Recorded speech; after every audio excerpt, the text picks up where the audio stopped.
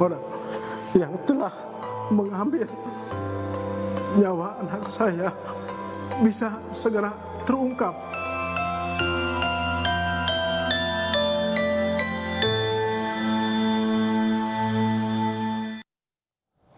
Pemirsa, kita akan membahas keterlibatan Peggy Setiawan dalam kasus Vina dan Eki. Sudah bergabung bersama kami kuasa hukum Peggy Setiawan, Ibu Sugianti Iriani. Assalamualaikum, selamat malam Bu Sugianti. Ya, dengan Abraham Silaban di studio, Bu. Iya, sudah siap Pak Abraham? Ya, kita langsung bertanya kepada Anda mengenai kabar klien Anda yang sudah ditangkap hari Rabu. Bahkan per hari ini belum terdengar kabar selanjutnya, kabar berikutnya. Anda sudah komunikasi belum? Betul. Iya. Bagaimana Mas? Ya, Anda sudah komunikasi belum dengan klien Anda setelah ditangkap hari Rabu? Sudah.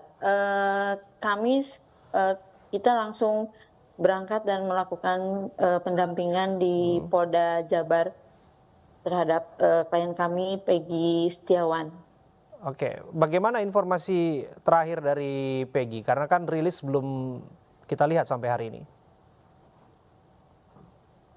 Terakhir ketika saya ke sana pada tanggal 22 Mei yaitu hari Kamis, kami belum bisa langsung berkomunikasi dengan Peggy, hanya ditunjukkan bahwa kondisi Peggy baik-baik saja dan tim kuasa hukum baru bisa berkomunikasi dengan Peggy di jam 8 malam dan kami langsung diberikan penetapan tersangka sehingga saat malam itu Peggy didampingi untuk BAP sebagai tersangka kasus pembunuhan Vina. Cuma saya sempat klarifikasi kepada penyidik, ini kok terlihatnya terburu-buru. Saya bilang bahwa Peggy pada tanggal kejadian di tahun 2016, 27 Agustus itu tidak ada di tempat atau tidak ada di Cirebon tempat kejadian pembunuhan Eki dan Vina, tapi kenapa begitu ditangkap langsung ditetapkan sebagai tersangka dan di situ ada yang saya pikir kejanggalan. Peggy itu ditangkap atas dasar DPO, tapi penetapan tersangkanya baru dilakukan pada saat tanggal 24 Mei 2024. Itu aja kejanggalan yang saya. Kalau disebutkan tadi ada alibi yang Anda sebutkan bahwa klien Anda tidak berada di TKP saat peristiwa itu terjadi. Tapi barangkali Anda juga sudah mendengar ada saksi mata yang melihat klien Anda bahkan disebutkan nongkrong bersama dengan terpidana lainnya pada malam hari itu. Bagaimana Anda menjawabnya? Mungkin itu bukan klien saya, karena klien saya pada tanggal 27 Agustus 2006 itu betul-betul ada di Bandung. Dia sedang bekerja sebagai buruh bangunan. Pada saat penggerbegan. Ada saksinya waktu itu, Bu Sugianti? Ya. Ada saksi yang menyatakan bahwa klien Anda saat itu berada di tempat yang lain, bukan di malam bersama-sama dengan para terpidana lainnya? Tentunya ada, karena Peggy itu bekerja dengan ayah kandungnya juga dalam satu sama-sama seorang buruh. Jadi bekerja dalam tempat yang sama dan ada beberapa dari Cirebon juga, orang-orang Cirebon yang bekerja di tempat yang sama juga. Artinya klien Anda disebutkan luar kota, barangkali Anda juga sudah dengar bahwa nama saksi tersebut adalah Aib yang menyebutkan bahwa tidak mengetahui nama klien Anda, tapi begitu ia melihat fotonya, dia merasa bahwa Peggy, yang mana klien Anda, ada di TKP waktu itu. Tanggapan Anda? Saya rasa kesaksian Aib itu apakah betul-betul memang dia, kalau dia tidak tahu nama Peggy, tapi kenapa yang dicari itu adalah Peggy? Itu aja. Ia melihat bahkan mengidentifikasi bahkan warna motor ataupun sepeda motor dari klien Anda juga ia menyebut mengingatnya. Tapi tetap kita beralibi bahwa saat itu Peggy tidak ada di tempat dan Oke. banyak saksi yang melihat Peggy sedang bekerja Ya. di Bandung di tanggal 27 Agustus Prinsipnya 2016. Oke, prinsipnya ada saksi yang Anda sebutkan, ada alibi yang menguatkan. Artinya klien Betul. Anda tidak mengenal atau paling tidak menyatakan secara tegas tidak tahu menau mengenai kasus ini. Betul, tidak tahu menau dengan kasus yang terjadi pembunuhan antara Eki dan Vina, dia tidak tahu menau, sama sekali tidak tahu menau. Oke, lantas mengapa klien Anda menyebutkan ia rela berkorban, ia rela dikorbankan tepatnya demi anak pejabat? Ini mengindikasikan sesuatu, apakah klien Anda mengetahui sesuatu dalam kasus ini?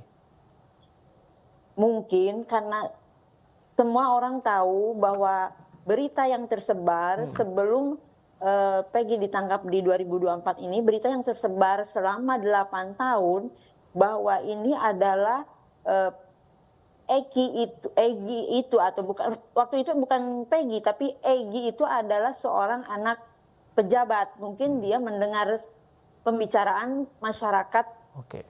bahwa Egi itu adalah seorang anak pejabat. Begitu juga dengan berita-berita yang ada di medsos. Lantas mengapa ada istilah rela berkorban demi pejabat? Nah ini kan kalau memang ada ketidakadilan ya memang harus dilawan kan. Jangan rela terhadap sesuatu yang justru memberatkan dirinya. Justru ditimpakan kesalahan yang tidak sama sekali dilakukannya. Saat penangkapan klien saya merasa shock sehingga akhirnya dia down dan kecewa. Mungkin akhirnya dia membuat statement bahwa kalau memang toh ini adalah harus terjadi dan proses penyidikan polisi menunjukkan bahwa dia harus ditetapkan sebagai tersangka kemudian terdakwa dan dia sudah pasrah, mungkin seperti itu. Tapi kami sebagai kuasa hukum tetap akan memperjuangkan agar Peggy bisa bebas dengan upaya-upaya hukum yang nanti akan kami jalankan. Oke. Bagaimana menjelaskan bahwa sebetulnya 2016 silam disebutkan pernah juga dilakukan pemeriksaan atau penggeledahan di kediaman Peggy ya, Bu Sugianti? Betul, iya. Pada saat tanggal 27 Agustus 2016 itu setelah 2 hari, kalau tidak salah 2 hari kejadian pembunuhan itu, rumah Peggy Setiawan digeledah oleh pihak kepolisian dan keluarga pun kaget dan shock serta menanyakan surat penggeledahan ini ada apa.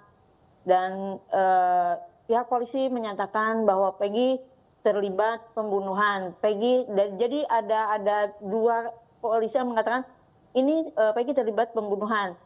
Peggy memiliki hutang kepada seseorang. Jadi mereka juga bingung. Peggy itu tidak ada di Cirebon, ada di Bandung. Kenapa Peggy bisa terlibat pembunuhan?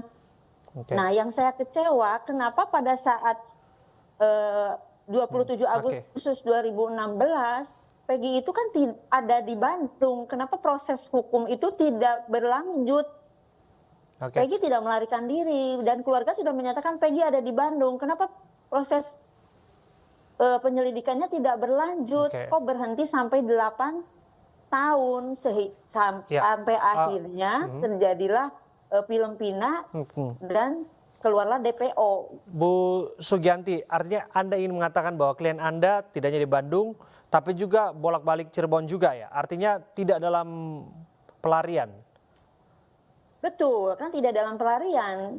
Kalau misalnya proses penyelidikan berlanjut dengan adanya pemanggilan, ya sesuai SOP, mungkin Peggy juga akan mengikuti prosedural seperti itu. Kan tidak melarikan diri.